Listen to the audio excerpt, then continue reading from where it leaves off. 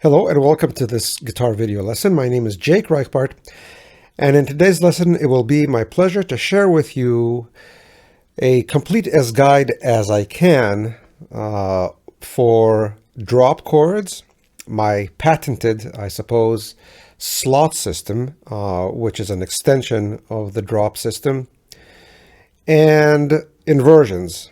In just a few moments I'm going to zoom in the camera and we're going to start the actual work. But again, we're doing a brief introduction here to kind of give context to everything. So first of all, in the chords that we will see for the most part, a chord voicing has three elements, three properties that govern what it is. First of all, the content of the chord, and which another way to say it is what is the name of the chord, and that simply means what are the names of the notes in the chord.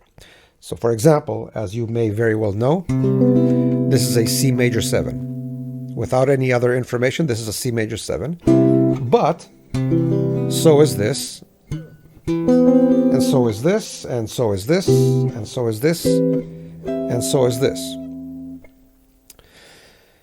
So what is common to all these chords, and what is the difference between them? Well, what is common to all these chords is exactly what I said, the name of the chord, and what that implies is what are the names of the notes in the chord.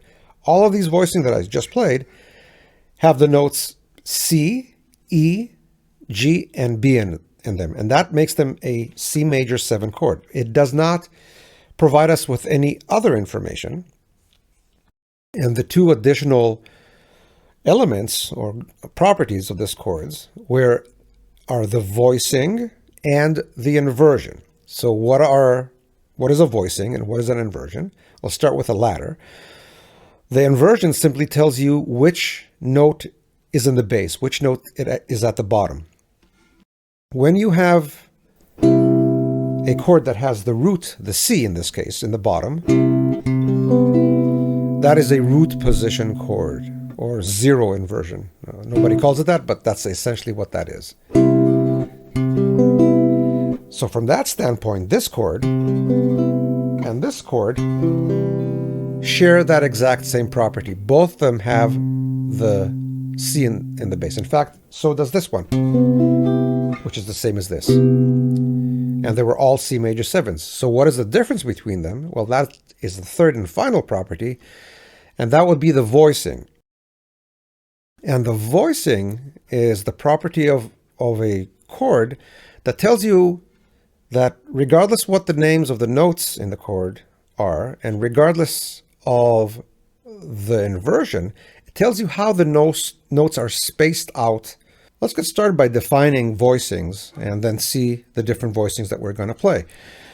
So we already mentioned that drop chords are a type of voicing, and the voicing simply refers to the manner which the notes in the chord, the notes which we already know what they are, how they are spaced out. If they are widely spaced out with lots of gaps in them, and if so, where are those gaps, or whether the notes are closer to each other. Sounds a little strange. We're not used to hearing the 7th at the bottom, but this is a C major 7. Very useful voicing, because if you're playing a chord melody and you want that 1 on top, that voicing gives it to you right away. Notice we are still playing C major 7, still playing drop 2, and we're still playing on the bottom 4 strings. As a reminder, we're in drop 2, and once again, the world does not revolve only around drop 2. There are other drop chords we can play.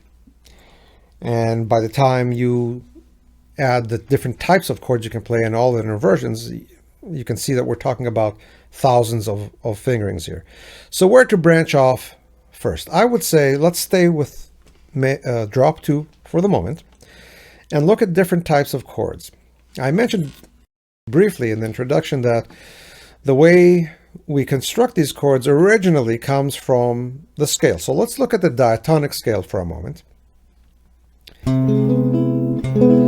All told, that's 6 types of chords that we can draw from the diatonic scale as well as the melodic minor. Major 7, 7th, minor 7 flat 5, minor major 7, and major 7, sharp 5. Of course, there are 100 other types of chords, and that's where the slot system comes in, and we're going to get to that in a little bit. Major 7, find the 3, and lower it half a step. There's your C minor major 7. And only invert these. These notes in itself are not really a chord. There's no 1, 3, or 5, or 7, anything like that. It's a stack of fourths. And you can argue that it's not really a chord, but rather just a kind of just a group of notes without a particular root. And if you want to apply this to a root, you have to play this against something and cement that feeling of a root. It could be a C, it could be a G. You can make it an F. You can even make it an E. So these 4 notes can really be played against a lot of different root notes, and in that context become whatever chord. So if this works, if this sounds good to me, and this answers the question, why would I want to invert? Because, well, if this works, if you like the sound of the C6-9, and you can find 3 other ways to play, 3 other fingerings that give you the same notes but in a different order and sound more interesting, that, again, you open a book or start reading a tune, and every time you get to C, you can play a different sound, but that still functions in the same way. This is not a chord in itself, but again, this and this are the same thing exactly, just an inversion of.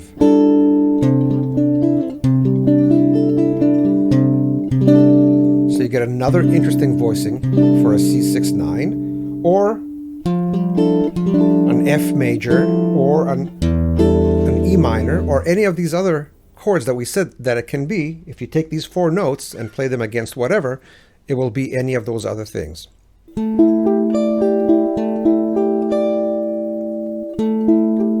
And if you do this once more,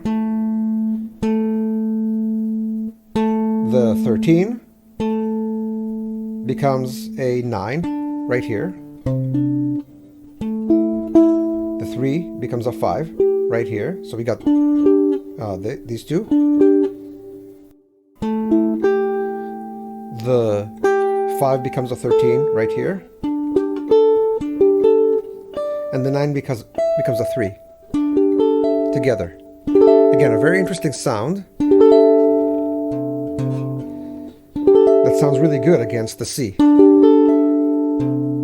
as a 6-9, or an E minor, whatever, or an F, some kind of an F, or some kind of a G. Whatever these notes are, you now have 4 different voicings to play them. So that was just a demonstration of how to invert anything on the guitar, whether it's a proper chord or something else. We get this voicing. I find that really an excellent sound. Very modern. So you got these 3 notes. Now, a quick trick to invert when you have 3 notes. Well, this works for all chords, but we could also, while we can go up the strings and do the same thing, which we've done several times, we can also take the lowest note and throw it to the top. So we'll get these 3 notes. Sharp 9, 3, and 7. And again, if you can try to find a way to play the root, we get this terrific sound. It is now time to explore the other types of drop chords. We worked extensively, to some degree, I guess, on drop 2, and we mentioned 3 other types: drop 3, and drop 2 and 4, and drop 2 and 3. I want to turn this into a major 7 sharp 5, find the 5, raise it. Truly beautiful voicings. Same thing goes for the next inversion. Major 7, 7, minus 7, minus 7 flat 5. Go back to major 7. And here's your minor major 7.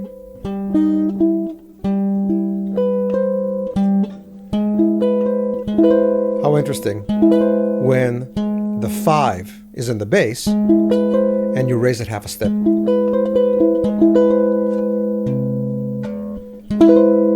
This is a C chord, but it can sure sound like a whole lot of other things.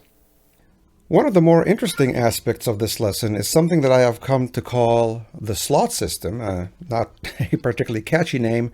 This is something I came up on my own. I have never seen anybody else make a reference to it, so I figured it's my patented concept. And basically, up until this point, what you've seen that the chords that we've been playing, for the most part, the major 7, 7, minus 7, minus 7 flat 5, minor major 7, and major 7 sharp 5, these all came as a result of being some kind of a 1, 3, 5, and 7 from some scale. So you'll have a 1, 3, 5, major 7 from the major scale, or some mode of, or a different scale altogether, such as the melodic minor. And when I was starting out and I was looking at charts from the real book or whatever, I would see these chords such as 7 sharp 5 or 7 flat 5 or other types of chords, and it baffled me because I didn't know how to come to these chords. I just assumed that there would be a scale for it, and I'm sure there is a scale that will yield these voicings. But then I thought to myself, what will just happen if a chart says 7 sharp 5 or flat 13, which is the same thing. Let's say sharp 5. What if I take my 7th chord and simply take the 5 and raise it by half a step? There doesn't have to be a scale from it. Who's going to arrest me if I do this? So I get this sound. Further, what if I even raise it further to a 6? And you get this beautiful sound. It's a 7th chord, but instead of the 5, it has a 6. So it's a kind of a 13 chord. So I kind of got excited about this, and I said to myself, let's expand on this a little bit. Let's look at each individual string, note that we're playing on each individual string, and let's see what we can replace these notes with. The next two sections are kind of important. They are how to practice these, and then some musical examples, because obviously a lot of this material is quite dry, and without giving it a musical context, it sounds perhaps a little boring and dry. But first of all, let's see how to practice these. So I'm going to give you two ideas, two methods to practice these that will really greatly increase your dexterity with the left hand and increase your memory and ability to remember where these chords are and where the notes are all over the guitar.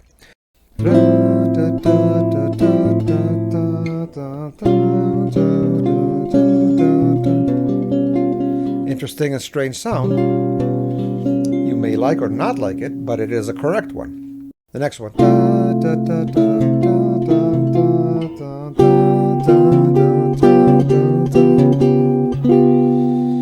So basically we're playing every F7 we know and G7 flat 5 that we can play right next to it.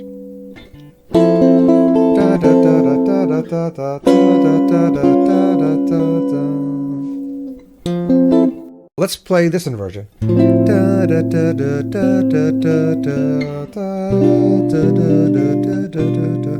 That's a G7 first inversion. Earlier we played it as a flat 5. It's not that because it says flat 5 or sharp 11 that you have to. You can play a straight 7. This sounds perfectly fine. So here I'm going to play a neat variation. So starting with the first inversion.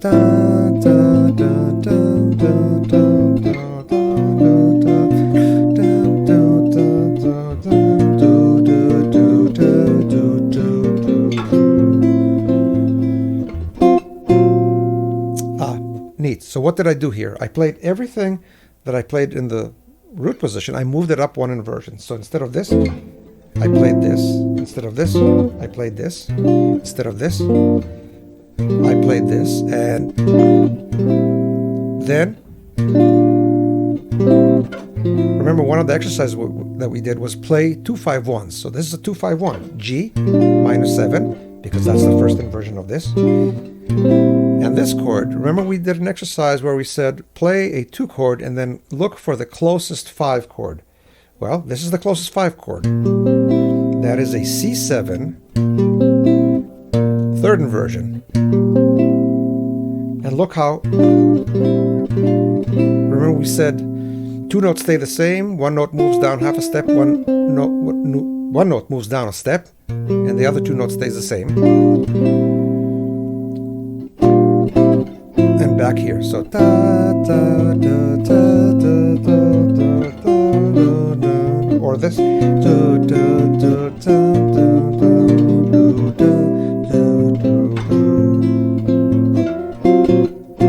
What's this? Remember we said there's a G flat in there, kind of with that sharp 11. Da, da, da, da, da, da.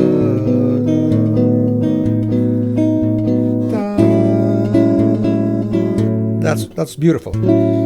Again, G flat major and da da da da da. That next chord needs to be a B7, right? So here's a B7, but with A in the bass. That's a third inversion. Da da.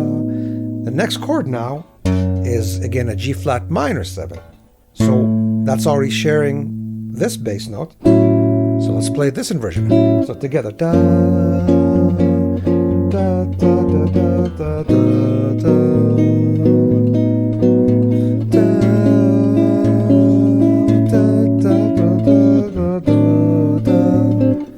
Wow, what happened here? The next chord is a D7, and there's a D7 right here.